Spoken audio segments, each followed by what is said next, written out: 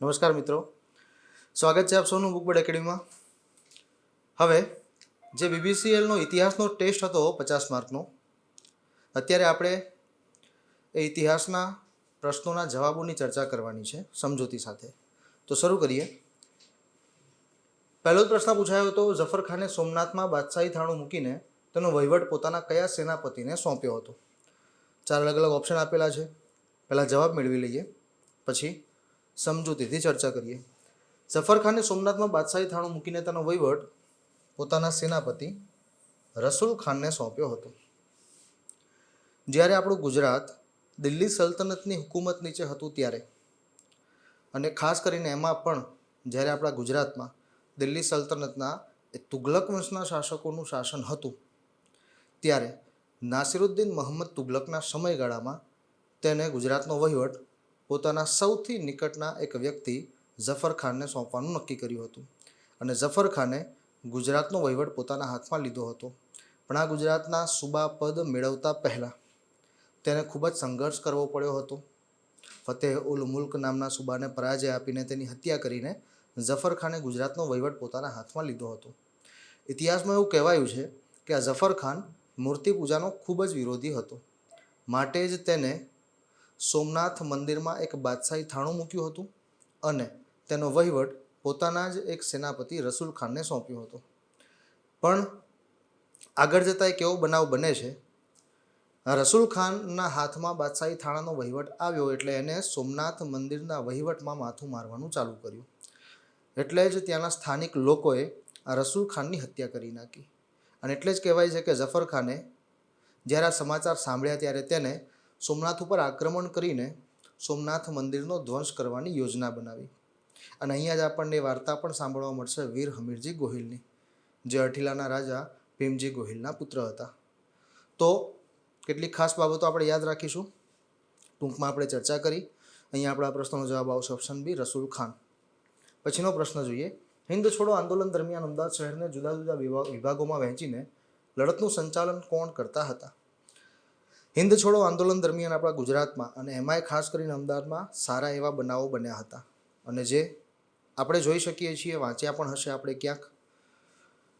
જવાબની ચર્ચા કરી લઈએ તો આ પ્રશ્નનો જવાબ આવશે ઓપ્શન એ, જયંતિભાઈ ઠાકોર, જે અમદાવાદના શહેર સુબા હતા અને તેમણે અમદાવાદના આખા શહેરને અલગ અલગ વિભાગોમાં વહેંચીને અલગ અલગ ટુકડીઓને તેની જવાબદારી સોંપી હતી.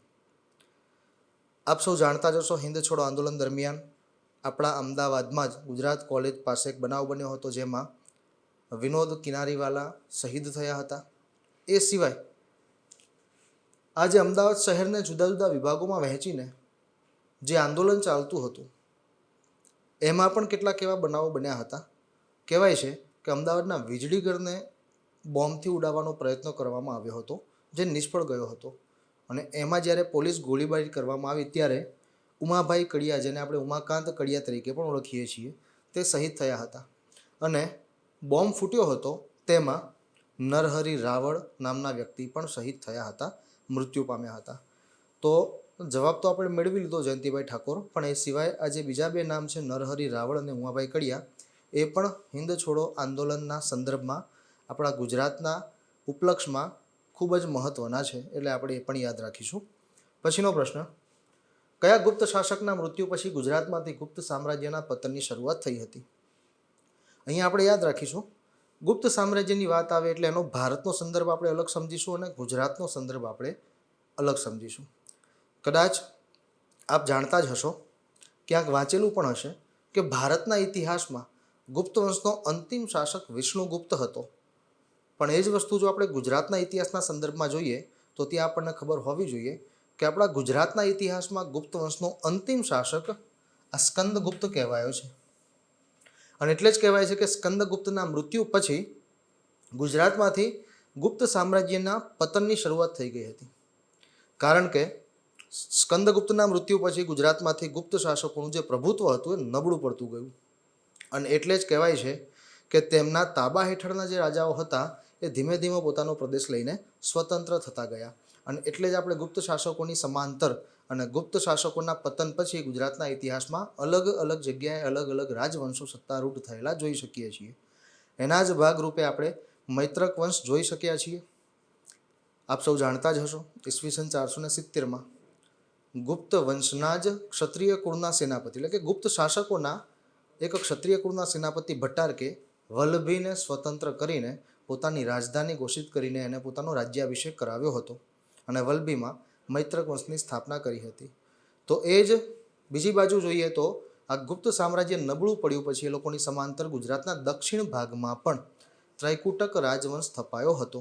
તો આમ આપણે અલગ અલગ જગ્યાએ ગુપ્ત સામ્રાજ્યના પતન પછીના શાસકો સ્વતંત્ર થયેલા જોઈ શકીએ છીએ. એટલે અહીંયા આપણો જવાબ આવશે ઓપ્શન બી, સ્કંદગુપ્ત. ક્લિયર? ચલો, પ્રશ્ન છે ગુર્જર નૃપતિ વંશનો પ્રથમ શાસક કોણ હતો? ગુર્જર નૃપતિ વંશનો સૌ પ્રથમ શાસક હતો સામંત દદ્દ. અને એ સિવાય જે બીજા નામ આપેલા છે એની ચર્ચા કરી લઈએ તો આ ભાનુશક્તિ છે એ સૈન્દ્રક વંશનો પ્રથમ શાસક હતો આપણા ગુજરાતના ઇતિહાસમાં. વિક્રમાર્ક છે એ ચાંપ વંશનો પ્રથમ શાસક હતો. અને અહિવર્મા પ્રથમ જે આપેલું છે એ સૈંધવ રાજવંશનો પ્રથમ શાસક હતો. અને સામંત દત્ત જે છે એ ગુર્જર નૃપતિ વંશનો પ્રથમ શાસક હતો. એટલે સાથે સાથે આ ત્રણ શાસકોના જે નામ આપેલા છે એ પણ આપણે યાદ રાખીશું. કદાચ આપણને કોઈ પરીક્ષામાં પૂછાય તો તકલીફ ન પડવી જોઈએ. ક્લિયર? ચાલો પછીનો પ્રશ્ન.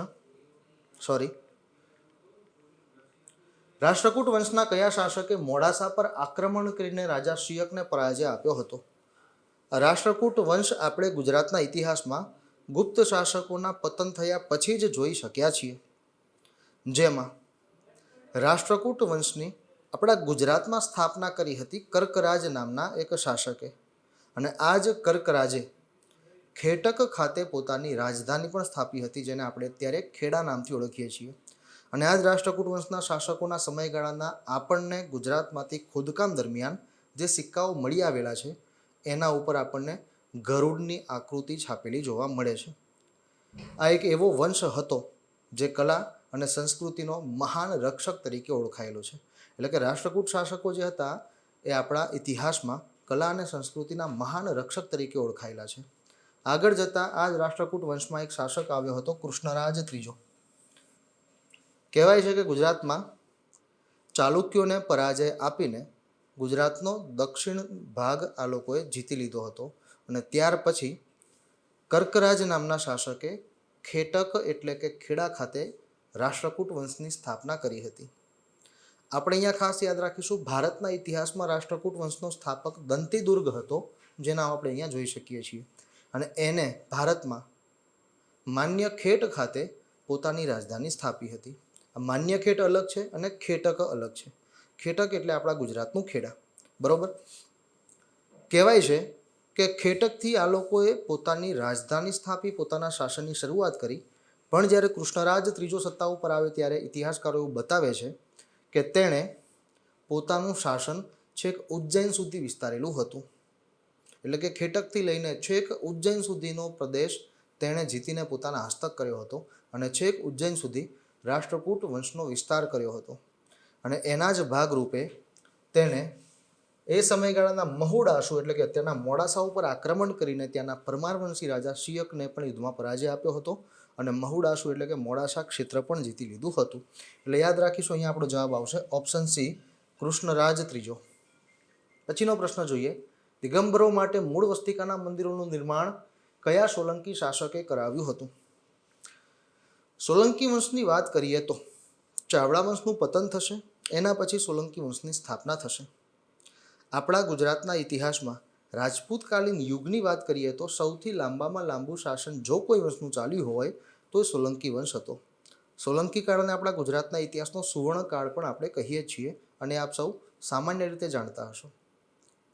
ઈસવીસન 942માં મૂળરાજ પ્રથમ સત્તા ઉપર આવ્યો હતો અને એને સોલંકી વંશની સ્થાપના કરી હતી.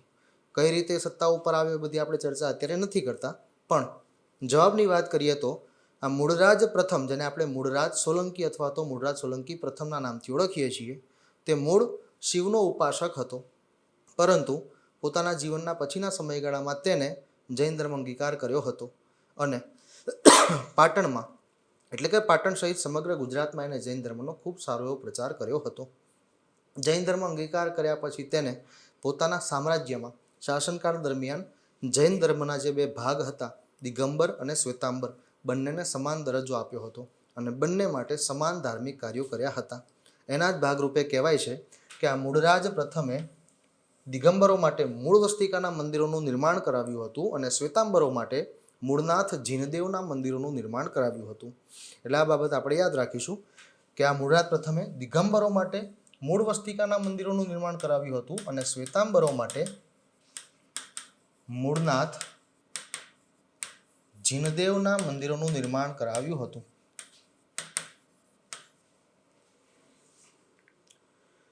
કયા ગુજરાતી ક્રાંતિકારીએ વિનાયક સાવરકરના પ્રતિબંધિત પુસ્તક ભારતનો સ્વાતંત્ર્ય સંગ્રામ પ્રકાશિત કરવામાં મદદ કરી હતી?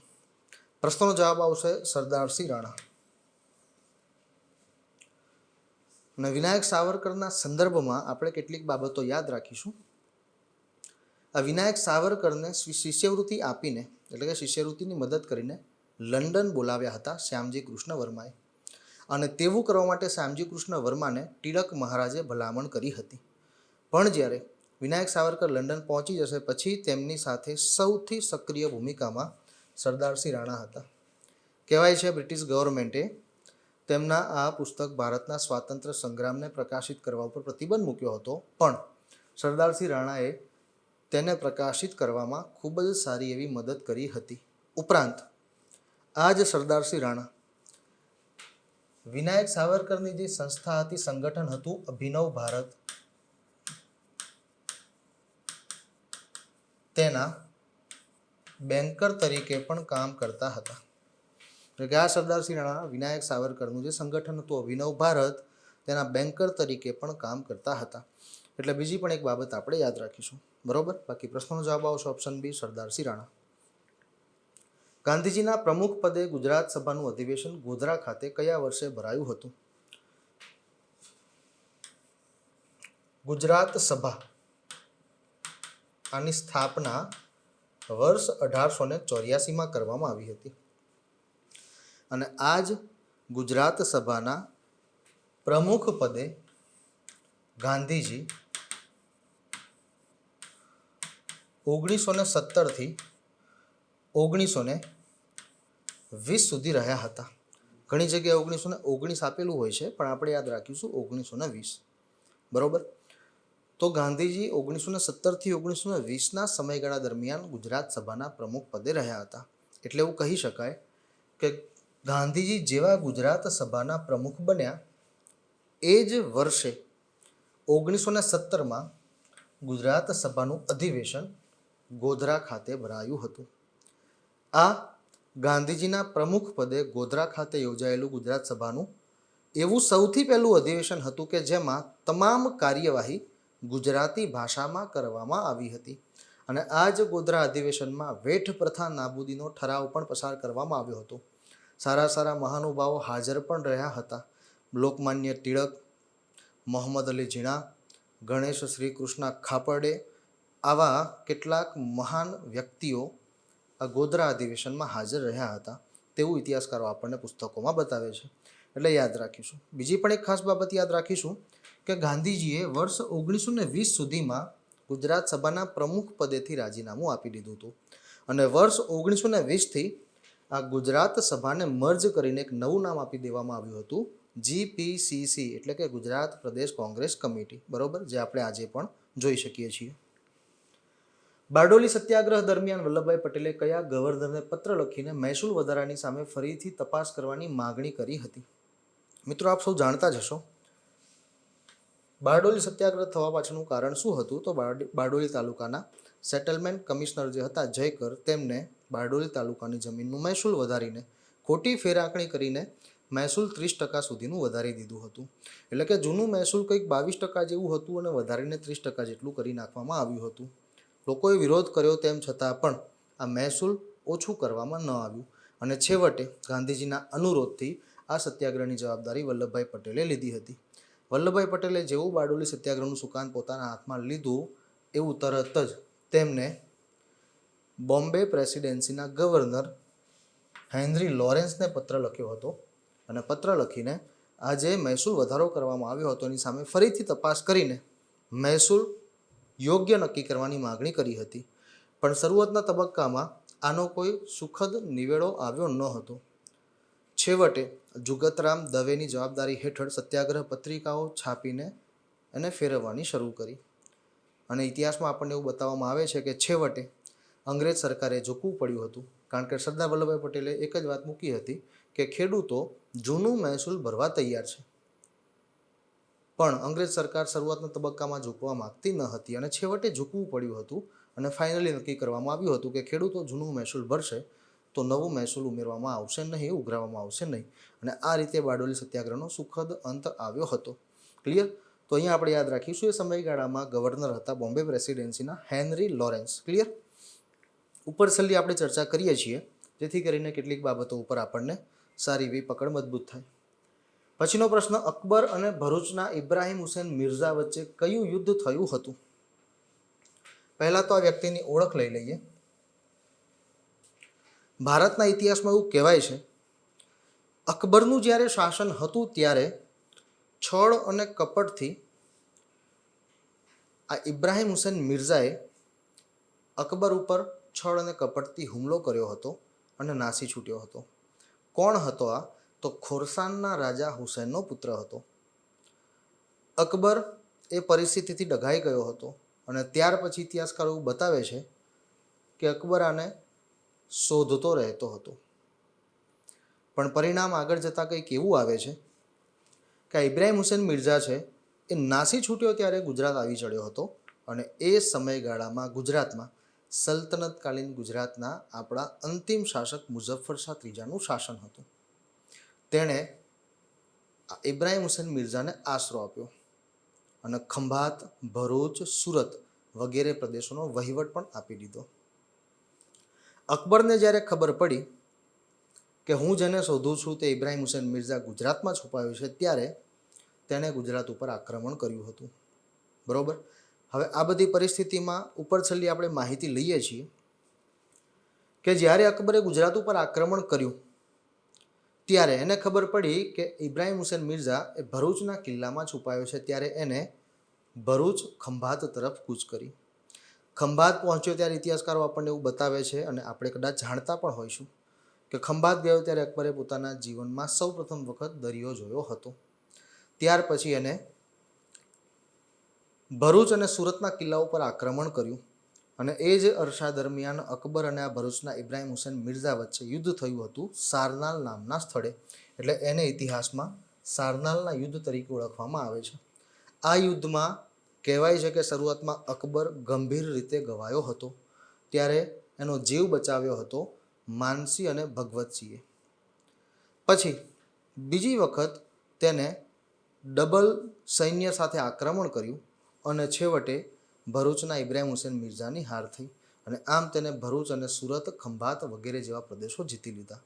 કહેવાય છે કે સુરતનો કિલ્લો જીતીને ત્યાં રાખવામાં આવેલી એક સુલેમાની તોપ અકબરે આગ્રાના મહેલમાં પહોંચતી કરાવડાવી હતી, એટલે કે ત્યાંથી લઈને આગ્રા મોકલાવી દીધી હતી. તો યાદ રાખીશું આટલીક બાબતો.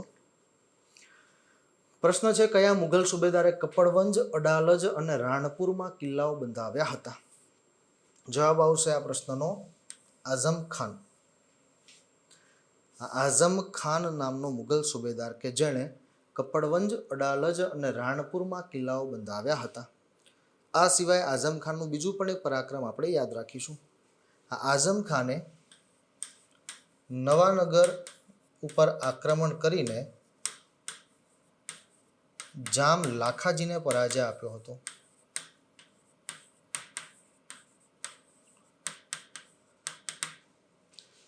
આઝમ ખાને નવાનગર ઉપર આક્રમણ કરીને નવાનગરના જામ લાખાજીને પરાજય આપ્યો અને જામ લાખાજીને ત્યાર પછી ખંડણી ભરવા માટે મજબૂર કર્યા હતા. ક્લિયર? ચલો, ઈસવીસન 1822માં વિસાવદર પરગણાના કાઠી બાવાવાળાએ કયા રાજ્ય સામે બહારવટું ખેલ્યું હતું? ગુજરાતમાં જે નવજાગૃતિના શરૂઆતના તબક્કાની વાત કરીએ તો જે દેશી રજવાડા હતા, આ દેશી રજવાડા શાસકોની કૂટનીતિ, ખરાબ નીતિ, આના કારણે ઠેર ઠેર એટલે કે ઘણા રાજ્યની સાથે આવા કેટલાક મહાન લોકો બહારવટે ચડતા હતા. એમાંનું જ એક બહારવટું જુનાગઢ રાજ્યની સામે ખેલવામાં આવ્યું હતું 1822માં કાઠી બાવાવાળા તરફથી. આ કાઠી બાવાવાળાએ 1822ના સમયગાળામાં જુનાગઢ રાજ્યની સામે બહારવટું ખેલ્યું હતું અને એના ભાગરૂપે જુનાગઢમાં સ્થાયી થયેલા એક નૌકા સૈન્યના વડા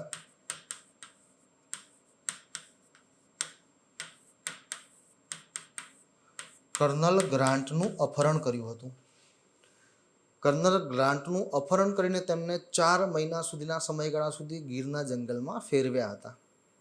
અને ત્યાર પછી જ્યારે બ્રિટિશ ગવર્મેન્ટ તરફથી જુનાગઢ રાજ્ય ઉપર પ્રેશર ઊભું કરવામાં આવ્યું ત્યારે જુનાગઢના નવાબે આ કાઠી બાવાવાળાના હસ્તકના કેટલાક ગામડાઓ જે કબજે લઈ લીધા હતા એ છોડી દીધા અને કાઠી બાવાવાળાને પરત સોંપ્યા. અને આ ગામડાઓ કાઠી બાવાવાળાને પરત મળતા આ બાબત આ સમાધાન સુખદ રીતે થયું હતું અને છેવટે તેમણે કર્નલ ગ્રાન્ટને છોડી દીધા હતા. બરોબર. એટલે આ સ્ટોરી તો જનરલી આપણે ખાલી ચર્ચામાં લઈએ છીએ. બાકી બહારવટાના સંદર્ભમાં આપણે કયા રાજ્યની સામે બહારવટું ખેલ્યું હતું એ ખાસ યાદ રાખવાનું હોય છે. બરોબર. ચલો, આરઝી હુકુમતના હોદ્દેદારોમાં નીચેના પૈકી કયા ગૃહપ્રધાન કોણ હતા? 4 વ્યક્તિઓના નામ આપેલા છે. આ 4 વ્યક્તિઓ આરઝી હુકુમતના ચોક્કસ હોદ્દા સાથે સંબંધ ધરાવે છે. જેમાં કેટલાક નામ તો ખૂબ જ ફેમસ છે, અગાઉની પરીક્ષામાં ઘણીવાર પૂછાયેલા છે, એટલે આપણે સાંભળેલા પણ હશે, વાંચેલા પણ હશે. શામળદાસ ગાંધી આરઝી હુકુમતના સરનશીન હતા, એટલે કે વડાપ્રધાન હતા. દુર્લભજી ખેતાણી નાયબ વડાપ્રધાન હતા. બરોબર. નરેન્દ્ર નથવાણીની પાસે કાયદો અને વ્યવસ્થા ખાતું હતું, જ્યારે મણિલાલ દોશી હતા એ ગૃહપ્રધાન હતા. એટલે અહીંયા આપણો જવાબ આવશે ઓપ્શન ડી, મણિલાલ દોશી. એ સિવાય ઉપરના પણ 3 વ્યક્તિઓની આપણે ઓળખ લઈ લીધી, ચોક્કસ હોદ્દા કોની પાસે કયા હતા, એટલે એ પણ આપણે યાદ રાખીશું. ક્લિયર? ચલો આગળ વધીએ. મહાગુજરાત વિદ્યાર્થી પરિષદની રચના ક્યારે કરવામાં આવી હતી? મહાગુજરાત આંદોલન સાથે સંબંધ ધરાવતો પ્રશ્ન છે. અને ઓપ્શનમાં જે 4 અલગ અલગ તારીખો આપેલી છે, આ 4 તારીખો મહાગુજરાત સાથે સંબંધ ધરાવે છે. બરોબર. 7 ઓગસ્ટ 1956 આ આપણે કઈ જગ્યાએ યાદ રાખવાની? તો જ્યારે બૃહદ મુંબઈ રાજ્યની ઘોષણા થઈ ત્યારે આ 7 ઓગસ્ટ 1956ના રોજ કેટલાક વિદ્યાર્થી આગેવાનો જે હતા ને એ કોંગ્રેસ હાઉસ ખાતે એ સમયગાળાના કોંગ્રેસના પ્રમુખને મળવા માટે ગયા હતા. પણ કોઈ ચર્ચા આગળ શક્ય બની ન હતી. અને ત્યાર પછી 8 ઓગસ્ટ 1956ના રોજ વિદ્યાર્થીઓએ હડતાલ પાડીને સરઘસ કાઢવાનું આયોજન કર્યું. પણ લગભગ આ સમયગાળાથી તો આપણે વાકેફ હશું કે 8 ઓગસ્ટ 1956ના રોજ આ જે સરઘસ કાઢવામાં આવ્યું અને કોંગ્રેસ હાઉસની બહાર જે દેખાવો કરવામાં આવ્યા એ સમયગાળા દરમિયાન પોલીસે શું કર્યું? તો કોઈપણ જાતની પૂર્વ ચેતવણી આપ્યા વગર વિદ્યાર્થીઓ ઉપર અંધાધૂંધ ગોળીબાર શરૂ કર્યો, જેમાં કહેવાય છે કે 4 જેટલા વિદ્યાર્થીઓ શહીદ થયા હતા. બરોબર. કૌશિક વ્યાસ, સુરેશ ભટ્ટ, પૂનમચંદ્ર અને અબ્દુલ નામના વિદ્યાર્થીઓ શહીદ થયા હતા 8 ઓગસ્ટ 1956ના રોજ. આ બનાવ બન્યો એના પછીના જ દિવસે એટલે કે 9 ઓગસ્ટ 1956ના રોજ વિદ્યાર્થીઓએ ભેગા મળીને મહાગુજરાત વિદ્યાર્થી પરિષદની રચના કરી હતી, જેમાં પ્રમુખ નેતા કદાચ નામ આપણે વાંચેલા હશે, પ્રબોધ રાવળ, હરિહર ખંભોળજા, આવા કેટલાક પ્રમુખ વિદ્યાર્થી નેતાઓ હતા જેમને ભેગા મળીને 9 ઓગસ્ટ 1956ના રોજ મહાગુજરાત વિદ્યાર્થી પરિષદની સ્થાપના કરી હતી અથવા તો રચના કરી હતી. અને 15 ઓગસ્ટ 1956નો દિવસ છે એ દિવસે મહાગુજરાત વિદ્યાર્થી પરિષદે શોક દિન તરીકે ઉજવવાનું નક્કી કર્યું હતું. બરોબર. સિદ્ધરાજ જયસિંહના કુલ ગુરુ કોણ હતા? પ્રશ્ન આપણે શાંતિથી સમજીશું. પ્રશ્નમાં આપણને ગુરુ નહીં પણ કુલ ગુરુ પૂછેલું છે. એ તો આપણે જાણતા જ હશું કે સિદ્ધરાજ જયસિંહના ગુરુ હતા હેમચંદ્રાચાર્ય, પણ તેમના કુલ ગુરુ હતા સોમનાથ મહાદેવ મંદિરના મઠાધીશ ગંડશ્રી ભાવ બૃહસ્પતિ. તે સિદ્ધરાજ જયસિંહના કુલ ગુરુ હતા. આ ભાવ બૃહસ્પતિએ પાશુપત સંપ્રદાય સાથે સંકળાયેલા અત્યંત મહત્વના કેટલાક ગ્રંથોની રચના પણ કરી હતી. એ સિવાય બીજા 2 નામ છે અંબાપ્રસાદ અને શ્રીપાલ. આ પણ સિદ્ધરાજ જયસિંહના સમયગાળાના જ પ્રખર વિદ્વાનો હતા. સિદ્ધરાજ જયસિંહના સમયગાળામાં જે વિદ્વાનોની સભા યોજાતી એના પ્રમુખ તરીકે શ્રીપાલ હતા. બરોબર. એટલે 4 નામ આપણા કામના છે, પણ પ્રશ્નનો જવાબ આવશે ભાવ બૃહસ્પતિ, જે સોમનાથ મહાદેવ મંદિરના મઠાધીશ હતા અને તેમને પાશુપત સંપ્રદાય સાથે સંબંધ ધરાવતા અત્યંત મહત્વના કેટલાક ગ્રંથોની રચના પણ કરી હતી પોતાના જીવનકાળ દરમિયાન. તો કેટલીક વિશેષ બાબતો આપણે યાદ રાખીશું. પછીનો પ્રશ્ન, નીચેના પૈકી કયા ગ્રંથમાંથી મહમૂદ બેગડાની ધાર્મિક નીતિ વિશેની વિગતો મળે છે? 4 અલગ અલગ ઓપ્શન આપેલા છે. જવાબની વાત કરીએ તો જવાબ આવશે ઓપ્શન સી, રાજ વિનોદ, જેની રચના કવિ ઉદયરાજે કરેલી છે. ઉદયરાજકૃત રચિત રાજ વિનોદ નામના ગ્રંથમાં મહમૂદ બેગડાની ધાર્મિક નીતિ વિશેની વિગતો આપણને લિખિત પ્રમાણમાં જોવા મળે છે. એ સિવાય જે નીચેનું હમીર મહાકાવ્ય છે એમાં સલ્તનતકાલીન ગુજરાતની સંસ્કૃતિની નોંધો આપણને લિખિત પ્રમાણમાં મળે છે. બરોબર, એટલે આપણે યાદ રાખીશું કે ઓપ્શન સી જે છે આપણો સાચો જવાબ છે, રાજ વિનોદ, અને એની રચના કરી છે કવિ ઉદયરાજે. બરોબર. પછીનો પ્રશ્ન, નીચેના પૈકી કયા જૈન સાધુએ અકબરને પોતાના ઉપદેશથી પ્રભાવિત કરીને ગુજરાતમાં થતી જીવ હિંસા અટકાવી હતી? આ પણ પ્રશ્ન થોડો સમજવા જેવો છે. ગુજરાતમાં થતી જીવ હિંસા અટકાવવાની વાત છે. બરોબર. જો ગુજરાતમાંથી જજિયાવેરો નાબૂદ કરવાની વાત આવે તો ત્યાં આપણો જવાબ હોવો જોઈએ હીર વિજયસુરી. અને આ તો હમણાંની જ કોઈ પરીક્ષામાં પૂછાયેલો પ્રશ્ન છે કે આ જે જૈન સાધુ હતા ને હીર વિજયસુરી, એનાથી પ્રભાવિત થઈને અકબરે એમના જ આદેશથી, એમની આજ્ઞાથી ગુજરાતમાં જજિયાવેરો નાબૂદ કર્યો હતો. પણ અહીંયા પ્રશ્નમાં આપણને જીવ હિંસા અટકાવવાની વાત કરેલી છે, તો અહીંયા આપણો જવાબ આવશે ભાનુચંદ્રસુરી. 2 જૈન સાધુ હતા, એક ભાનુચંદ્રસુરી અને બીજા વિજયસેન સુરી. આ બંને જૈન સુરીથી પ્રભાવિત થઈને અકબરે ગુજરાતમાં થતી જીવ હિંસા ઉપર પ્રતિબંધ મૂકેલો હતો. ક્લિયર? એટલે યાદ રાખીશું ભાનુચંદ્રસુરી. કદાચ આ નામની જગ્યાએ આ નામ વપરાય તો પણ આપણો જવાબ સાચો જ થશે, કારણ કે બંનેના ઉપદેશથી અકબર પ્રભાવિત થયો હતો અને એને ગુજરાતમાં થતી જીવ હિંસા અટકાવી હતી. બરોબર, ચલો આગળ વધીએ. અમદાવાદના મજૂર વિસ્તારમાં મજૂર મિત્ર મંડળની સ્થાપના કોણે કરી હતી? મજૂર મિત્ર મંડળની સ્થાપના વર્ષ 1916માં કરવામાં આવી હતી અનસુયાબેન સારાભાઈ દ્વારા. ક્લિયર? અમદાવાદમાં અમરપુરા વિસ્તારમાં મજૂર મિત્ર મંડળની સ્થાપના કરી હતી. મજૂર બાળકો, એમને શિક્ષણ આપવાના હેતુથી અને મજૂર મહિલાઓના વિકાસ સંબંધિત બાબતો સાથે સંકળાયેલું આ મજૂર મિત્ર મંડળ, જેમાં એની સ્થાપનામાં મહત્વની ભૂમિકા ભજવી હતી અનસુયાબહેને, એમને જ એની સ્થાપના કરી હતી અને એમની મદદે શંકરલાલ બેન્કર નામના વ્યક્તિ પણ હતા. કહેવાય છે કે આ મજૂર મિત્ર મંડળની સ્થાપના કર્યા પછી ગાંધીજીએ અમરપુરામાં આવેલા આ મજૂર મિત્ર મંડળના સ્થળની મુલાકાત પણ લીધી હતી. અને આપ સૌ જાણતા જ હશો કે જ્યારે અમદાવાદ સત્યાગ્રહ થયો ત્યારે મજૂરોના એ પ્રશ્નો સાથે અનસુયાબહેન જ ગયા હતા ગાંધીજીને મળવા માટે. બરોબર. નીચેના પૈકી કયા વ્યક્તિએ ગાંધી યુગને ઉત્થાપનનો યુગ કહ્યો છે? ગાંધીજીને ઉત્થાપનનો યુગ કહેનાર વ્યક્તિ હતા મગનભાઈ દેસાઈ, જેઓ ખેડા જિલ્લામાં જન્મ્યા હતા અને ગાંધીજીની સાથે જ સક્રિય ભૂમિકા ભજવી હતી 1930થી 32ના સમયગાળામાં થયેલા આંદોલન દરમિયાન. અને એ જ 1932ના આંદોલન દરમિયાન મગનભાઈ દેસાઈની ધરપકડ પણ થઈ હતી. ગુજરાત વિશ્વવિદ્યાલયના ઉપકુલપતિ તરીકે પણ રહી ચૂક્યા હતા. આ સિવાય ગાંધીજીના અનુરોધથી મગનભાઈ દેસાઈએ મહારાષ્ટ્રમાં આવેલા વર્ધા આશ્રમમાં પણ મહત્વની ભૂમિકા ભજવી હતી ત્યાં રહીને. તેમણે ગાંધી યુગને ઉત્થાપનનો યુગ કહ્યો હતો, કારણ કે તેમના મત મુજબ, એટલે કે તેમને એવું કહ્યું છે કે ગાંધી યુગ શરૂ થતાની સાથે જ બ્રિટિશ હુકુમતનું ઉત્થાપન થવાની શરૂઆત થઈ ગઈ હતી.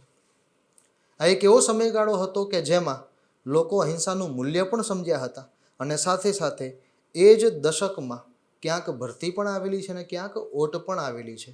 એટલે કે મગનભાઈ દેસાઈના મત મુજબ એ એવું કહેવા માગે છે કે કેટલાક સમયગાળામાં લોકોએ ગાંધીજીને સારી એવી પ્રશંસા પણ કરેલી છે, સારો સાથ પણ આપેલો છે, તો ક્યાંક બીજી બાજુ કેટલાક લોકોએ તેમનો વિરોધ પણ કરેલો હતો કોઈ ચોક્કસ બનાવો દરમિયાન. તો તેવું કહેવા માગે છે, એટલે કે મગનભાઈ દેસાઈના મત મુજબ એવું કહેવાયું છે કે તમે ગાંધી યુગમાં ક્યાંક ભરતી પણ જોઈ શકો છો અને ક્યાંક ઓટ પણ જોઈ શકો છો. અને એમને જ આ ગાંધી યુગને ઉત્થાપનના યુગ કહીને સંબોધેલું છે. ગાંધીજીને 5મા ધોરણમાં કેટલા રૂપિયાની શિષ્યવૃત્તિ મળતી હતી? લગભગ આ પ્રશ્ન તો બહુ ફેમસ થઈ ગયો છે. એમની આત્મકથામાં એમને લખેલું છે કે મને 5મા ધોરણમાં 4 રૂપિયાની શિષ્યવૃત્તિ મળતી હતી અને 6ઠ્ઠા ધોરણમાં 10 રૂપિયાની શિષ્યવૃત્તિ મળતી હતી. ઈસવીસન 1807માં મોરબીના પ્રશ્ને ગાયકવાડના પ્રતિનિધિ તરીકે કાઠિયાવાડમાં કોણ લશ્કર લઈને ખંડણી ઉઘરાવવા માટે ગયા હતા?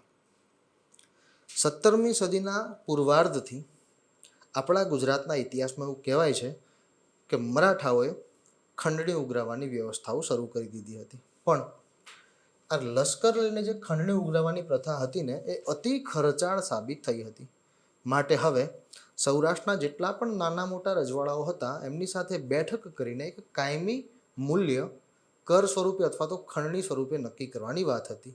એના જ ભાગરૂપે ઈસવીસન 1807માં વિઠ્ઠલરાવ દેવાજી મોરબીના પ્રશ્ને ગાયકવાડના પ્રતિનિધિ તરીકે કાઠિયાવાડમાં લશ્કર લઈને ખંડણી ઉઘરાવવા માટે ગયા હતા.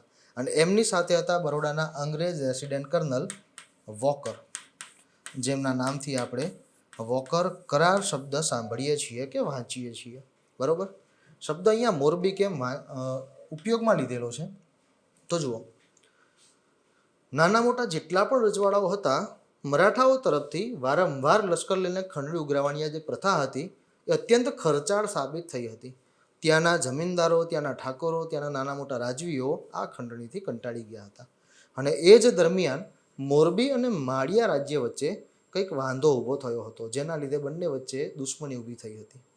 આ મોરબી અને માળિયા વચ્ચે તે દુશ્મની ઊભી થઈ એના લીધે લગભગ 4 વર્ષના સમયગાળાની ખંડણી આ લોકો ઉઘરાવી શક્યા નહીં. અને એટલે જ સૌરાષ્ટ્રના કેટલાક જમીનદારો અને ઠાકોરોએ વિરોધ કર્યો. એટલે જ મોરબીના પ્રશ્ને મોરબી અને માળિયા વચ્ચે સમાધાન કરવા, મોરબી અને માળિયા પાસેથી જે પાછલા 4 વર્ષનું લેણું બાકી નીકળે છે એ વસૂલ કરવા અને તમામ નાના મોટા રાજવીઓને ભેગા કરીને એક ચોક્કસ ખંડણીનું મૂલ્ય નક્કી કરવા માટે થઈને વિઠ્ઠલરાવ દેવાજી એ ગાયકવાડના પ્રતિનિધિ તરીકે ખંડણી ઉઘરાવવા માટે ગયા હતા. અને મોરબી નજીક ગુંટુ ગામે આ લોકોએ પડાવ નાખ્યો હતો અને સૌરાષ્ટ્રના નાના મોટા 153 જેટલા રાજવીઓને બોલાવીને દરેક સાથે ચર્ચા વિચારણા કરીને એક ફિક્સ કરાર કર્યો હતો, જેને કર્નલ વોકર તરફથી મંજૂરી આપવામાં આવી હતી. અને એટલે જ આ કરારને, એટલે જ આ સેટલમેન્ટને ઇતિહાસમાં વોકર સેટલમેન્ટ, વોકર ઇમ્પેક્ટ અથવા તો વોકર કરારના નામથી ઓળખવામાં આવે છે. બરોબર, ગુજરાતમાં સામાજિક સુધારાના ભાગરૂપે વિદ્યાપ્રકાશ સભા દ્વારા કયું સામયિક બહાર પાડવામાં આવતું હતું? વિદ્યાપ્રકાશ સભાની સ્થાપના વર્ષ 1856માં રાજકોટ ખાતે કરવામાં આવી હતી, જેમાં પ્રમુખ 2 વ્યક્તિઓની મહત્વની ભૂમિકા હતી આની સ્થાપના કરવામાં. એક દુર્ગારામ મહેતા અને બીજા રાજકોટના જ મણિશંકર કિકાણી. બરોબર, એમાં આપણે અત્યંત મહત્વનું નામ યાદ રાખવાનું થશે, મણિશંકર કિકાણી. અને આ વિદ્યાપ્રકાશ સભા દ્વારા ગુજરાત શાળાપત્ર નામનું સામયિક બહાર પાડવામાં આવતું હતું. ગુજરાતમાં જે સામાજિક સુધારાની અને ગુજરાતમાં જે નવજીવનની પ્રવૃત્તિઓ શરૂ થઈ, નવજાગૃતિની પ્રવૃત્તિ શરૂ થઈ, એમાં રાજકોટથી સક્રિય ભૂમિકા ભજવનારા આ એક જ વ્યક્તિ હતા, જેમનું નામ હતું મણિશંકર કિકાણી. આ મણિશંકર કિકાણી અને દુર્ગારામ મહેતાના પ્રયત્નોથી વર્ષ 1856માં રાજકોટ ખાતે આ વિદ્યાપ્રકાશ સભાની સ્થાપના થઈ હતી. અને આ વિદ્યાપ્રકાશ સભા દ્વારા ગુજરાત શાળાપત્ર નામનું સામયિક બહાર પાડવામાં આવતું હતું. બરોબર, ક્લિયર? બાકીના જે 3 છે એ પણ આપણા કામના જ છે.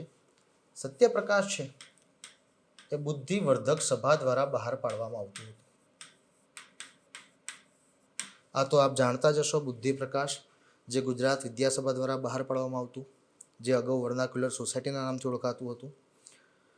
ત્યાર પછી જ્ઞાન સાગર આ સ્વદેશી હિતેચ્છુ મંડળી દ્વારા બહાર પાડવામાં આવતું હતું સામયિક. બરોબર, એટલે 4 આપણા કામના છે. જવાબ મેળવી લીધો અને બાકીના 3ની પણ આપણે ઓળખ લઈ લીધી. આગળ વધીએ. કયા કાળમાં નાગાર્જુને પાલિતાણા નગર વસાવ્યું હતું? નાગાર્જુન, આપણે અહીંયા ખાસ ધ્યાન રાખવાનું થશે, નાગાર્જુન છે એ કનિષ્ક કાલીન વિદ્વાન હતા. એટલે કે કુષાણ વંશનો જે રાજા હતો કનિષ્ક, એના દરબારમાં નાગાર્જુન નામના કવિ હતા. એટલે કુષાણકાલીન વિદ્વાન પણ કહેવાશે અને કનિષ્કકાલીન વિદ્વાન પણ કહેવાશે. પણ જ્યારે ભારતના ઇતિહાસમાં કુષાણ વંશનો રાજા કનિષ્ક સત્તા ભોગવતો હતો ત્યારે એની સમાંતર ગુજરાતમાં શક ક્ષત્રપ શાસકો સત્તા ઉપર બેઠા હતા. અને આ જ શક ક્ષત્રપ શાસકોના સમયગાળા દરમિયાન નાગાર્જુને પાલીતાણા નગર વસાવેલું હતું. અહીંયા આપણો જવાબ આવશે ઓપ્શન ડી, શક ક્ષત્રપ કાળ. પણ આ શક ક્ષત્રપ શાસકોના દરબારી કવિ નહોતા, એ કુષાણકાલીન વિદ્વાન હતા. રાજા કનિષ્કના દરબારમાં રહેતા હતા. પણ તેમના ગુરુ, જેમનું નામ હતું પાલદીપ્ત સુરી, નાગાર્જુનના ગુરુ હતા પાલદીપ્ત સુરી, એમના માનમાં એમના જ નામ ઉપરથી નાગાર્જુને નગર વસાવ્યું હતું પાલદીપ્તપુર, જેને આપણે અત્યારે પાલીતાણા તરીકે ઓળખીએ છીએ. બરોબર, એ ગુરુના નામ ઉપરથી જ પાલદીપ્તપુર નામનું નગર વસાવ્યું, જેને આપણે અત્યારે પાલીતાણાના નામથી ઓળખીએ છીએ. અને આ નગરની સ્થાપના કર્યા પછી નાગાર્જુને ત્યાં જૈન ધર્મના પ્રથમ તીર્થંકરનું સૌથી પહેલું મંદિર પણ બંધાવડાવ્યું હતું. એટલે જ આપણે ક્યાંક સાંભળેલું હશે, ક્યાંક વાંચેલું હશે કે પાલીતાણામાં સૌથી પહેલું મંદિર નાગાર્જુને બંધાવડાવ્યું હતું અને સૌથી વધુ મંદિરો બંધાવડાવ્યા હતા કુમારપાળે. બરોબર. માલવગણ સંવતની શરૂઆત ક્યારે થઈ હતી? માલવગણ સંવતની શરૂઆત ઈસવીસન પૂર્વે 57 થઈ હતી. સ્ટોરીની વાત કરી લઈએ તો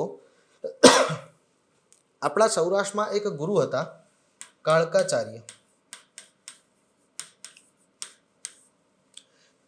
એ સમયગાળામાં ઉજ્જૈનમાં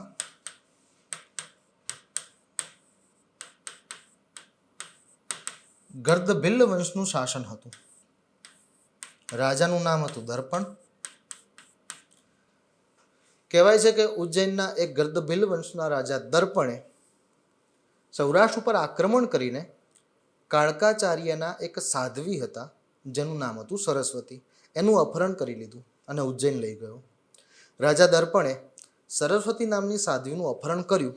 એટલે કાળકાચાર્ય એને રિક્વેસ્ટ કરી છોડી મૂકવા માટેની, પણ રાજા દર્પણ માન્યો નહીં. એટલે એ વાતનો બદલો લેવા અને સરસ્વતી નામના સાધ્વીને એની કેદમાંથી છોડાવવા માટે થઈને કાળકાચાર્ય છેક ઈરાનના પારસકુલ પ્રદેશ ગયા અને ત્યાંથી શક લોકોને પોતાની સાથે લઈ આવ્યા. કહેવાય છે કે શકો ત્યાંથી આવ્યા, સૌરાષ્ટ્રમાં રોકાયા અને ત્યાર પછી તેમણે ઉજ્જૈન ઉપર આક્રમણ કર્યું અને ઉજ્જૈન પોતાના હસ્તક લઈ લીધું અને ઉજ્જૈનમાં શકોએ પોતાની સત્તા સ્થાપી. આ જ સમયગાળા દરમિયાન આપણા ગુજરાતમાં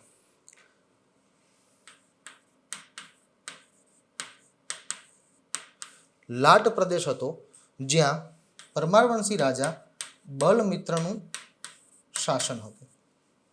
આ રાજા બલમિત્રને સમાચાર મળ્યા એટલે એને ઉજ્જૈન ઉપર આક્રમણ કરીને શકોને પરાજય આપીને ઉજ્જૈન જીતી લેવાની યોજના બનાવી.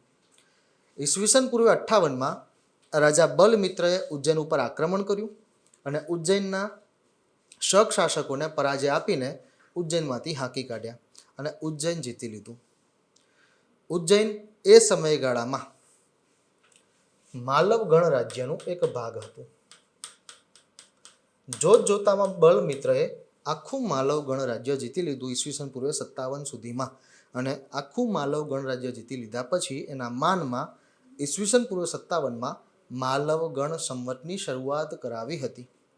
કહેવાય છે એને કરેલા આ પરાક્રમના બદલામાં ઇતિહાસમાં સૌથી પહેલી વિક્રમાદિત્યની ઉપાધિ આપવામાં આવી હતી. વિક્રમાદિત્યની ઉપાધિ મેળવી લીધા પછી આ રાજા ઇતિહાસમાં રાજા વિક્રમાદિત્યના નામથી જ ઓળખાવા લાગ્યો.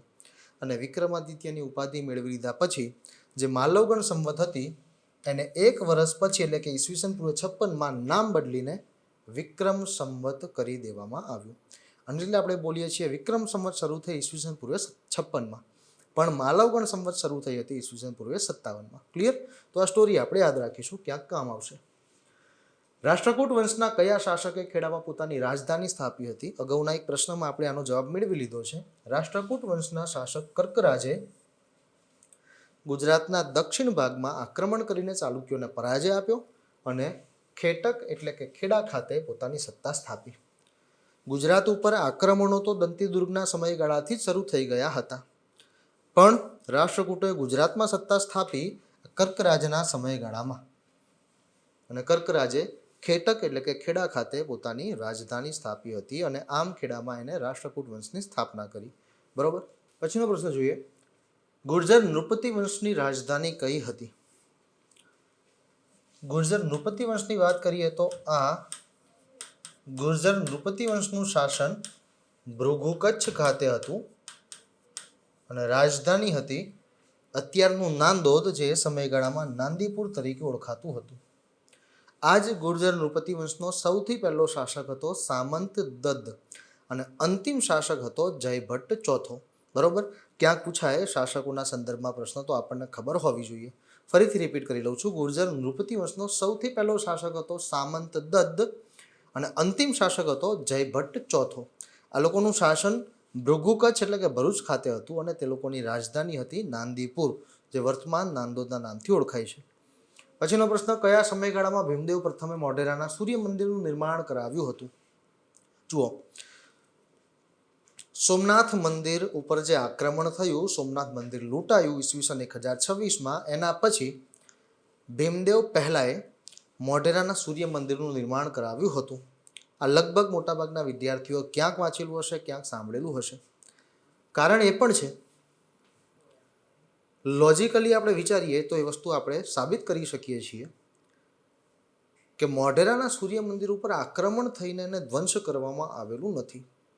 જાળવણીના અભાવના કારણે ખંડેર થઈ ગયું હોવું જોઈએ.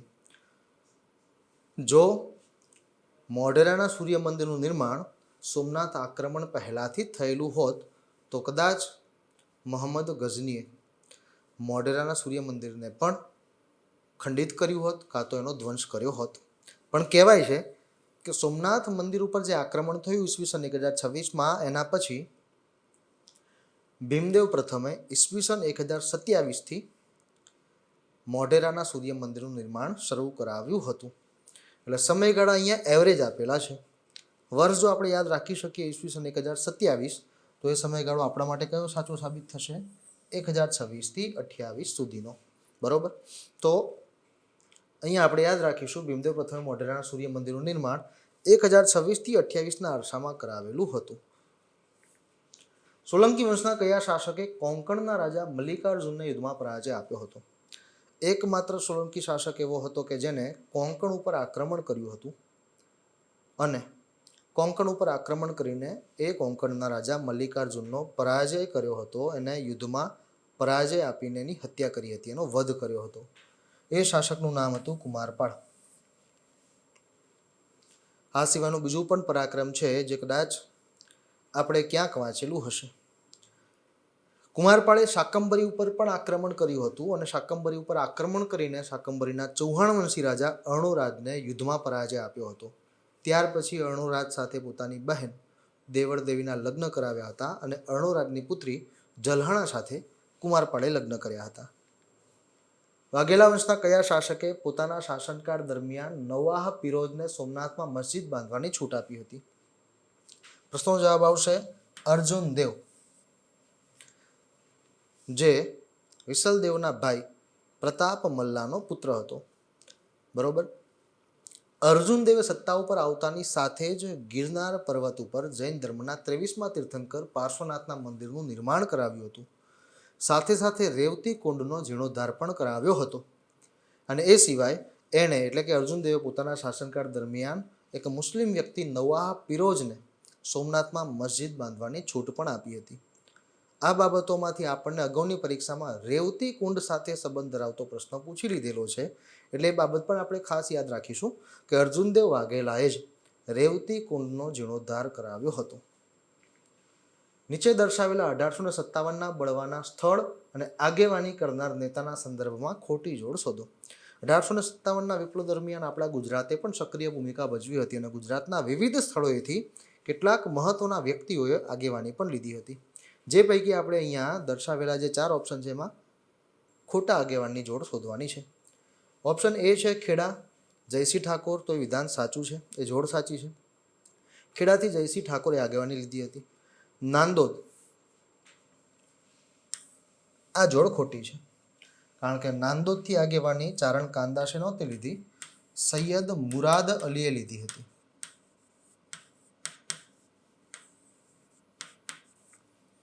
ખાનપુરથી ઠાકોર જીવાભાઈ હતા અને વિજાપુર તો ફેમસ છે, આ તો આપણને અગાઉ પણ પૂછી લીધું છે. નિહાલચંદ ઝવેરીએ આગેવાની લીધી હતી. ભારતીય રાષ્ટ્રીય કોંગ્રેસના ઈસવીસન 1938ના સુરત હરિપુરા અધિવેશનમાં કોની અધ્યક્ષતામાં રાષ્ટ્રીય આયોજન સમિતિની રચના કરવામાં આવી હતી? પ્રશ્ન આ પણ ખાસ સમજવા જેવો છે. 1938નું જે ભારતીય રાષ્ટ્રીય કોંગ્રેસનું સુરતના હરિપુરા ખાતે અધિવેશન યોજાયું હતું, એ અધિવેશનના અધ્યક્ષ હતા સુભાષચંદ્ર બોઝ. પણ અહીંયા આપણને પૂછેલું છે કે ભાઈ અધિવેશનમાં કોની અધ્યક્ષતામાં રાષ્ટ્રીય આયોજન સમિતિની રચના કરવામાં આવી હતી? તો અહીંયા આપણો જવાબ આવશે જવાહરલાલ નહેરુ. આ ખાસ યાદ રાખીશું.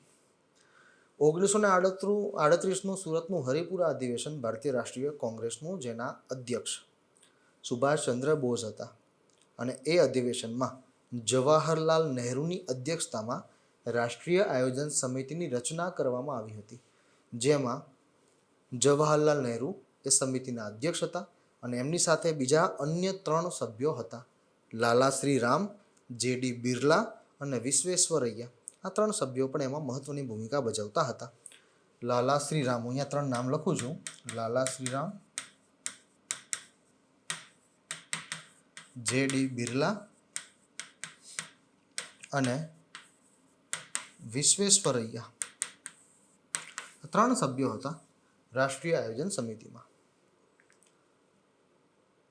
કયા ક્રાંતિકારીએ દયાનંદ સરસ્વતીના સાનિધ્યમાં રહીને વેદ અને સંસ્કૃતનો અભ્યાસ કર્યો હતો? જવાબ આવશે શ્યામજી કૃષ્ણ વર્મા. નાનપણમાં તેમને કહેવાય છે કે દયાનંદ સરસ્વતીના સાનિધ્યમાં રહીને વેદ અને સંસ્કૃતનો અભ્યાસ કર્યો હતો, માટે જ કહી શકાય કે તેઓ એ હુલામણા નામથી જાણીતા હતા, પંડિત. તેમના નજીકના જે મિત્રો હતા, વ્યક્તિઓ હતા, તે પંડિતના હુલામણા નામથી તેમને ઓળખાવતા હતા. હુમાયુએ ગુજરાતના સુલતાન બહાદુર શાહને પરાજય આપીને અમદાવાદનો વહીવટ કોને સોંપ્યો હતો? સલ્તનતકાલીન ગુજરાતનો એક એવો શાસક કે જેને મુગલ બાદશાહ હુમાયુ સાથે સંઘર્ષ થયો હતો. આ પ્રશ્ન આપણને અગાઉ પરીક્ષામાં પૂછેલો છે. જવાબ આવતો હોય છે બહાદુર શાહ. કારણ શું હતું? તો જુઓ, સલ્તનતકાલીન ગુજરાતનો ઇતિહાસ જોઈએ તો શાસકોના સંદર્ભમાં શરૂઆતથી જ મહારાષ્ટ્રનું ખાનદેશ અને મધ્યપ્રદેશનું માળવા અત્યંત મહત્વનું બતાવેલું છે. અહમદ શાહ બાદશાહની વાત કરીએ, મહમ્મદ બેગડાની વાત કરીએ, આ શાસકોએ ખાનદેશ અને માળવા જેવા પ્રદેશો જીતેલા હતા અને પોતાનું શાસન ત્યાં સુધી વિસ્તારેલું હતું. પણ આગળ જેમ જેમ સમય વધે, શાસકો બદલાય અને એમાં પણ નબળા શાસકો આવે, એટલે આ પ્રદેશો સ્વતંત્ર થવાની ફિરાકમાં રહેતા હોય.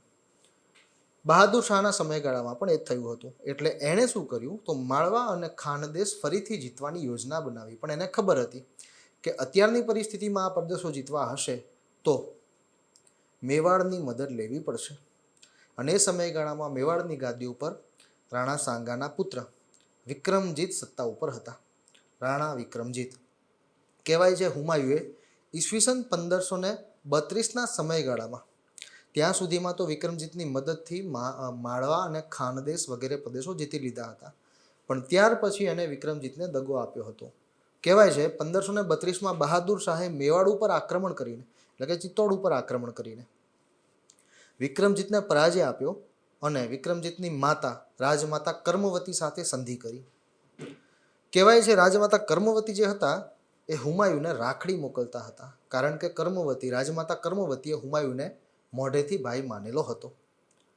એટલે કર્મવતીએ આનો બદલો લેવા માટે થઈને પોતાના મોઢેથી માનેલા ભાઈ હુમાયુની મદદ માંગી.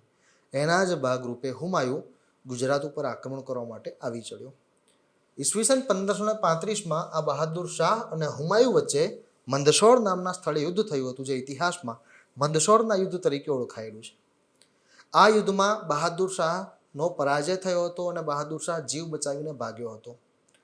હુમાયુ એની પાછળ જ પડ્યો.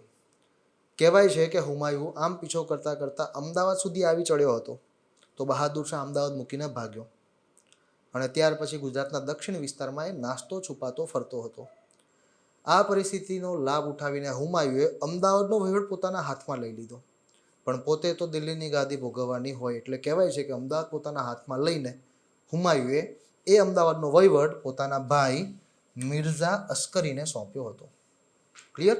એટલે અહીંયા આપણે યાદ રાખીશું કે હુમાયુએ ગુજરાતના સુલતાન બહાદુર શાહને પરાજય આપીને અમદાવાદનો વહીવટ પોતાના જ ભાઈ મિર્ઝા અસ્કરીને સોંપ્યો હતો.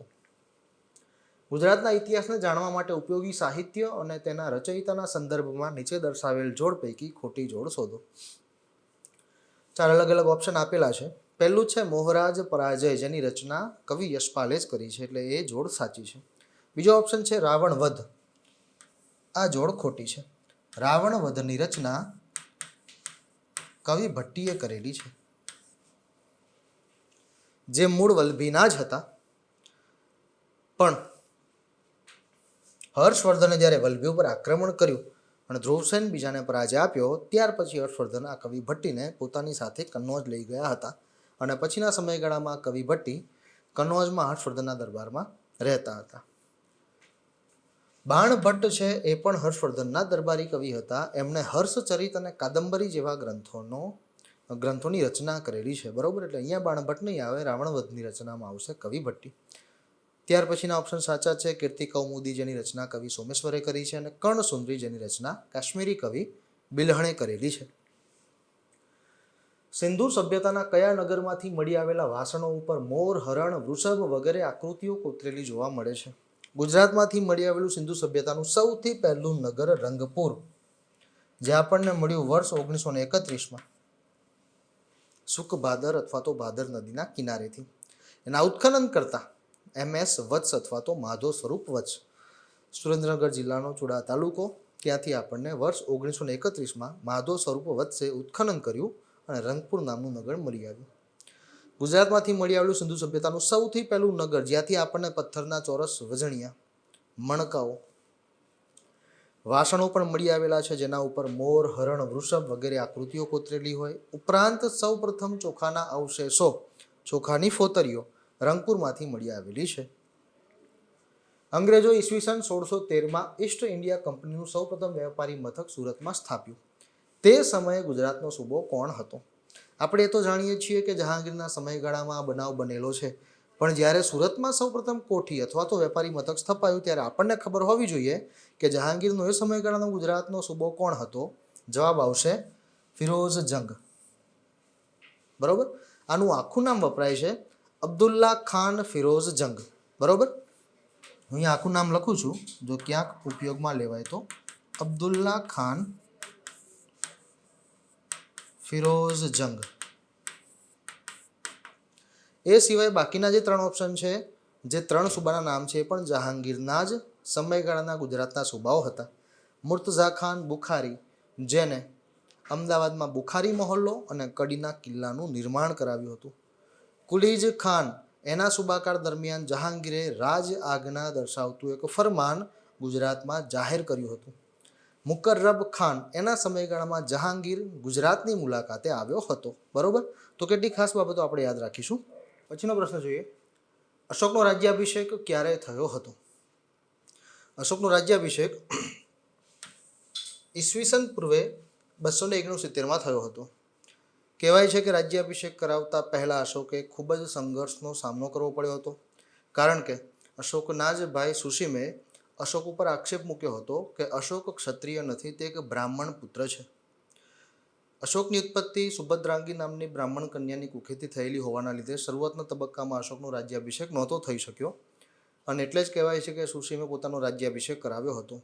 પણ જ્યારે અશોકને ખબર પડી કે ચાણક્યની હત્યામાં તેના તમામ ભાઈઓનો હાથ છે, ત્યારે કહેવાય છે કે અશોકે રાજ્યાભિષેક કરાવતા પહેલાં પોતાના 99 ક્ષત્રિય ભાઈઓની હત્યા કરી હતી.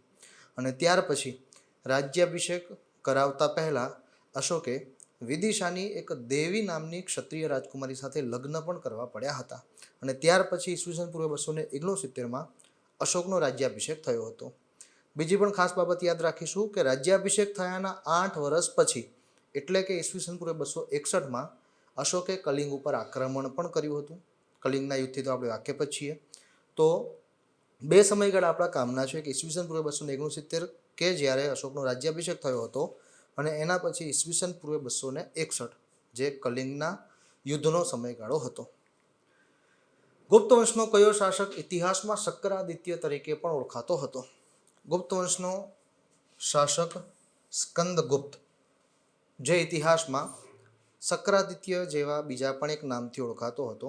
અને ગુપ્ત વંશનો બીજો એક એવો શાસક હતો કે જેણે વિક્રમાદિત્યની ઉપાધિ પણ ધારણ કરી હતી. કદાચ આપણે જાણતા જ હશું, ગુપ્ત વંશમાં કુલ 2 શાસકોએ વિક્રમાદિત્યનું બિરુદ ધારણ કરેલું હતું. એક ચંદ્રગુપ્ત બીજો હતો અને એના પછી સ્કંદગુપ્ત. એવું તો શું પરાક્રમ કર્યું હતું કે જેના ઉપલક્ષમાં એને વિક્રમાદિત્યની ઉપાધિ ધારણ કરી હતી? તો કહેવાય છે કે સત્તા ઉપર આવ્યો એના પછી ભારત ઉપર એના જ શાસનકાળ દરમિયાન હુણોએ આક્રમણ કર્યું હતું.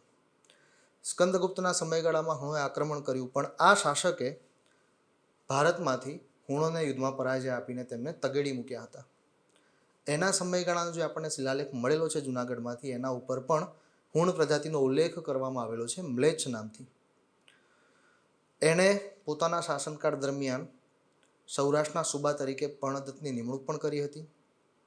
પર્ણદત્ત અને એનો પુત્ર ચક્રપાલિત એ સમયગાળામાં ઈસવીસન 456ની આસપાસ સુદર્શન તળાવ તૂટ્યું પણ હતું, જેનું સમારકામ પર્ણદત્તે કરાવડાવ્યું હતું. અને એ તળાવની પાળ ઉપર પર્ણદત્તના પુત્ર ચક્રપાલિતે ભગવાન વિષ્ણુનું મંદિર પણ બંધાવ્યું હતું. અને સાથે સાથે એ સમયગાળામાં ગુજરાતમાં વૈષ્ણવ ધર્મનો પ્રચાર પણ કર્યો હતો. આ રાજાના સમયગાળાના સિક્કાઓ પણ આપણને ખોદકામ દરમિયાન મળી આવેલા છે, જેના ઉપર મોટા ભાગે નંદીની આકૃતિ પણ આપણને જોવા મળેલી છે. તો કેટલીક ખાસ બાબતો યાદ રાખીશું. સ્કંદગુપ્ત જ હતો કે જે બીજા પણ એક નામથી ઓળખાતો હતો શક્રાદિત્ય, અને એણે પોતે કરેલા પરાક્રમના બદલામાં વિક્રમાદિત્યનું બિરુદ પણ ધારણ કર્યું હતું. પછીનો પ્રશ્ન જોઈએ. દેશળપર નગરનું ઉત્ખનન કોના દ્વારા કરવામાં આવ્યું હતું?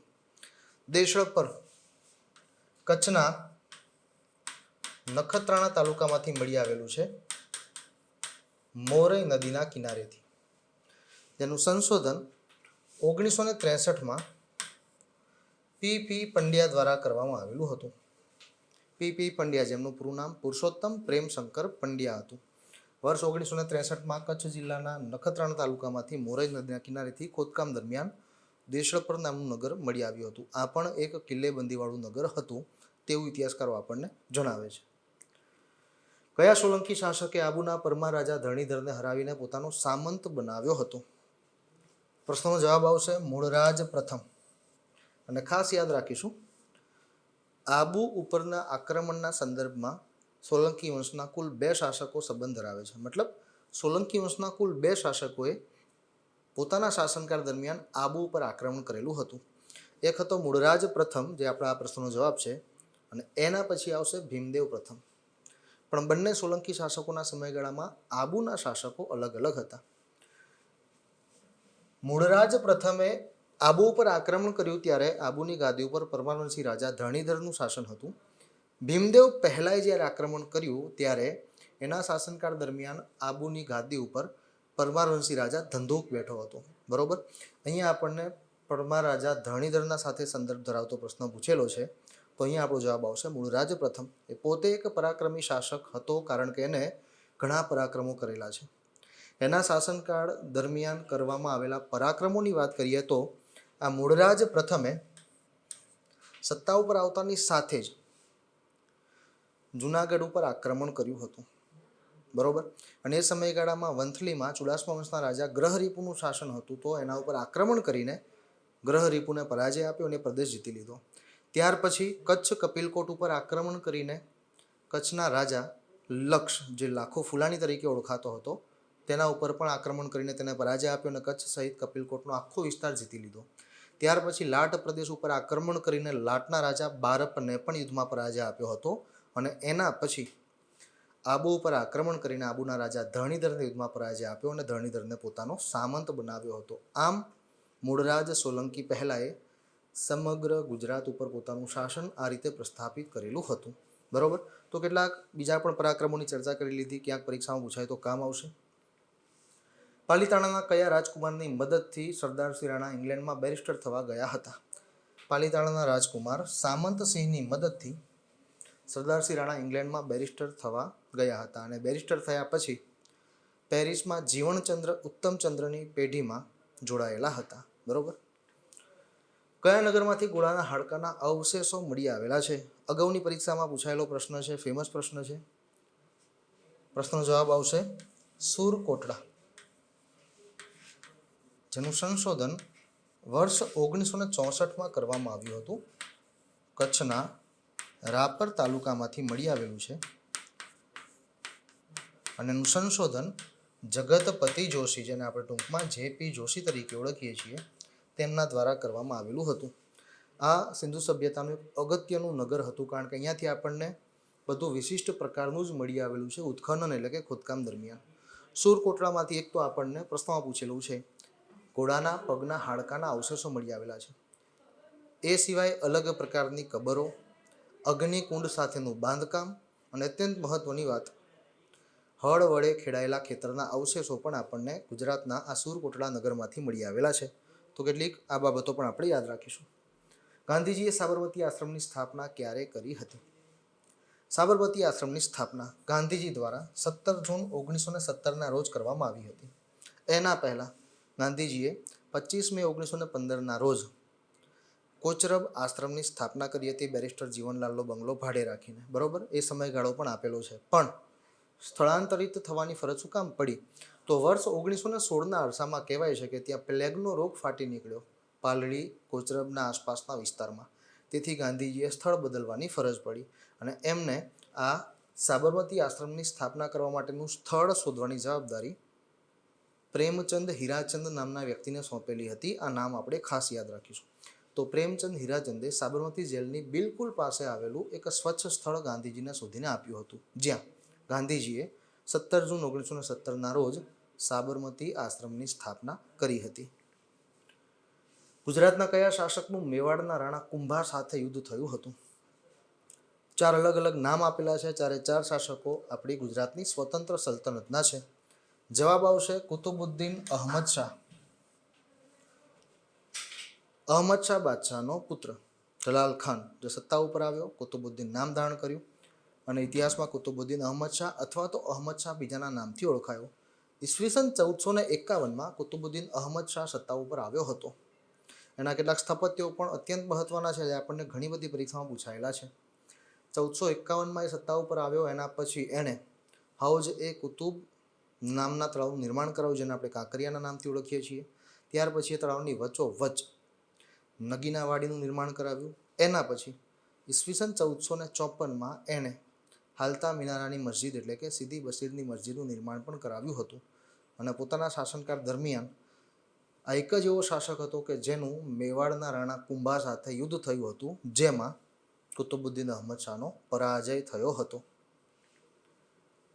પછીનો પ્રશ્ન જોઈએ, ખેતી અને પૈડાની શોધ કયા યુગમાં થઈ હતી? 4 અલગ અલગ યુગ આપેલા છે. આપણા ગુજરાતના પ્રાચીન સમયગાળાની વાત કરીએ તો એ સમયગાળાના 2 અલગ અલગ કાળમાં વિભાજિત કરવામાં આવેલું છે. એક પ્રાગ ઐતિહાસિક કાળ અને બીજો આદ્ય ઐતિહાસિક કાળ. જે કાળમાં લેખન અને લિપિ કળા આપણને વિદ્યમાન થયેલી જોવા નથી મળતી, એ કાળ પ્રાગ ઐતિહાસિક કાળ તરીકે ઓળખાય છે. અને આ પ્રાગ ઐતિહાસિક કાળને 3 અલગ અલગ યુગમાં વિભાજિત કરવામાં આવેલું છે. એક પુરાતન પાષાણ યુગ, બીજું મધ્ય પાષાણ યુગ અને ત્રીજું નૂતન પાષાણ યુગ. પુરાતન પાષાણ યુગ, જેને આપણે પ્રાચીન પાષાણ યુગના નામથી પણ ઓળખીએ છીએ. મનુષ્ય જેવો પથ્થરનો ઉપયોગ કરતો થશે એવું જ એના જીવનનું પ્રથમ સોપાન શરૂ થશે, જેને આપણે પુરાતન પાષાણ યુગના નામથી ઓળખીએ છીએ. આ યુગમાં મનુષ્યએ સૌપ્રથમ અગ્નિની શોધ કરી હતી અને પથ્થરમાંથી હથિયારો બનાવેલા હતા. એટલે જ કહેવાય છે કે સમયગાળાનો મનુષ્ય શિકારી જીવન જીવતો હતો અને ભટકતું જીવન જીવતો હતો. પણ જેમ જેમ એ આધુનિકતા તરફ પ્રયાણ કરશે એમ એના જીવનના કાળક્રમ બદલાતા જશે. અને એટલે જ કહેવાયું કે આગળ જતાં મનુષ્ય જ્યારે વલ્કલના વસ્ત્રો પહેરતા શીખ્યો અને કેટલાક પ્રાણીઓ માત્ર પ્રત્યે પ્રેમ દાખવતો થયો, ત્યારે એના જીવનનું બીજું સોપાન શરૂ થયું, જેને ઇતિહાસમાં મધ્ય પાષાણ યુગના નામથી ઓળખવામાં આવે છે. પણ પથ્થરના ઉપયોગથી જેમ જેમ આગળ એ વિવિધ પ્રકારની બનાવટો ઉપયોગમાં લેતો થશે એમ એનું જીવન આગળ વધતું જશે, એનો કાળક્રમ બદલાતો રહેશે.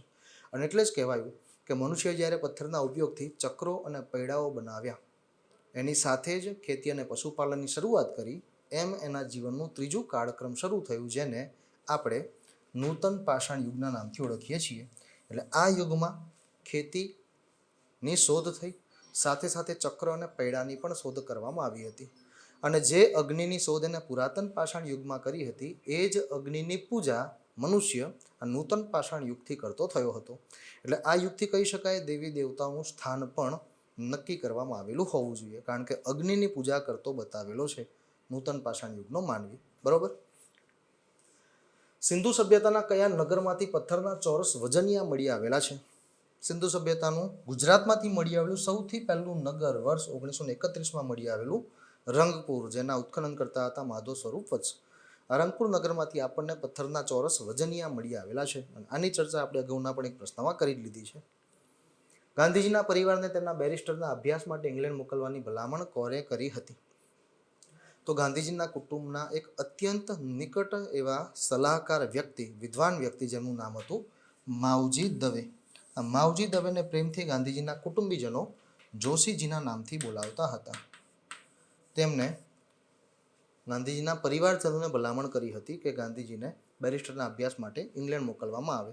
અને આ માટેનો સુઝાવ માવજી દવેને તેમના જ પુત્ર કેવળરામે આપેલો હતો. બરોબર. વિરમગામ સત્યાગ્રહનો મોરચો કોણે સંભાળ્યો હતો? આપ સૌ જાણતા જ હશો, મીઠાના કાયદાનો ભંગ કરવાની શરૂઆત થઈ, જેને આપણે દાંડી યાત્રાના નામથી ઓળખીએ છીએ. આ દાંડી યાત્રાના ભાગ રૂપે જ સૌરાષ્ટ્રમાં થયેલા અલગ અલગ સત્યાગ્રહો હતા. કારણ કે દાંડી યાત્રામાં ભાગ લેવા માટે, એ આંદોલનમાં ભાગ લેવા માટે સૌરાષ્ટ્રના લોકો ઉત્સાહી હતા, પણ તે તમામ લોકો મૂળ બાબતથી વાકેફ ન હતા. એટલે ગુજરાત પ્રાંતિક સમિતિએ સૌરાષ્ટ્રના વિવિધ આવા વિસ્તારોની મુલાકાત લીધી હતી અને લોકોને જાગૃત કર્યા હતા. એના જ ભાગરૂપે વિરમગામ સત્યાગ્રહ થયો હતો, ધોલેરા સત્યાગ્રહ થયો હતો અને બરવાળા સત્યાગ્રહ થયો હતો. જે પૈકી વિરમગામ સત્યાગ્રહનો મોરચો મણિલાલ કોઠારીએ સંભાળેલો હતો, જ્યારે ધોલેરા સત્યાગ્રહનો મોરચો, ધોલેરા સત્યાગ્રહનું સુકાન અમૃતલાલ શેઠે સંભાળ્યું હતું અને બરવાળા સત્યાગ્રહનું સુકાન શરૂઆતમાં અમૃતલાલ ઠક્કરે સંભાળેલું હતું. વિરમગામ સત્યાગ્રહ બહુ લાંબો ચાલ્યો હતો. ઇતિહાસકારો બતાવે છે કે વિરમગામ સત્યાગ્રહ 10 મહિના સુધી ચાલ્યો હતો. મહાદેવભાઈ દેસાઈએ આ સત્યાગ્રહની જાતે તપાસ કરી હતી અને એક સ્ટેટમેન્ટ આપ્યું હતું કે આ વિરમગામ સત્યાગ્રહમાં જે ત્યાંના સ્થાનિક લોકો ઉપર અત્યાચાર કરવામાં આવેલો છે એ કંઈ ધરાસણા સત્યાગ્રહથી ઓછો ન હતો. તો યાદ રાખીશું, વિરમગામ સત્યાગ્રહનો મોરચો, એનું નેતૃત્વ મણિલાલ કોઠારીએ લીધું હતું. ગાંધીજીએ કયા વાઇસરોયને મળીને વિરમગામની જકાતબારી દૂર કરવા માટે વિનંતી કરી હતી? ઈસવીસન 1917. વિરમગામની જકાતબારીનો પ્રશ્ન. ગાંધીજીને એક વ્યક્તિએ વિરમગામની જકાતબારી દૂર કરવા માટે મુલાકાત કરીને વિનંતી કરી હતી. વઢવાણ સ્ટેશન, એમનું નામ હતું મોતીલાલ દરજી. ગાંધીજીએ પછી એ વાત સાંભળીને વિરમગામની જકાતબારી દૂર કરવા માટે એક સક્રિય ભૂમિકા ભજવી. એના જ ભાગરૂપે ગાંધીજી એ સમયગાળાના તત્કાલીન વાઇસરોય લોર્ડ ચેમ્સફોર્ડ સાથે પત્ર વ્યવહાર કર્યો હતો અને એના થકી આ વિરમગામની જકાતબારી દૂર કરવા માટે વિનંતી કરી હતી, જેનું માન રાખીને લોર્ડ ચેમ્સફોર્ડે તાત્કાલિક વિરમગામની જકાતબારી દૂર કરવાનો આદેશ આપ્યો હતો. બરોબર.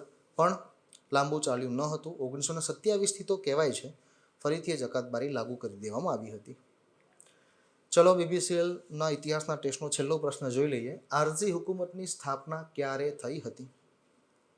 આરઝી હુકુમતની સ્થાપના મુંબઈના માધવબાગ ખાતે કરવામાં આવી હતી 25 સપ્ટેમ્બર 1947ના રોજ.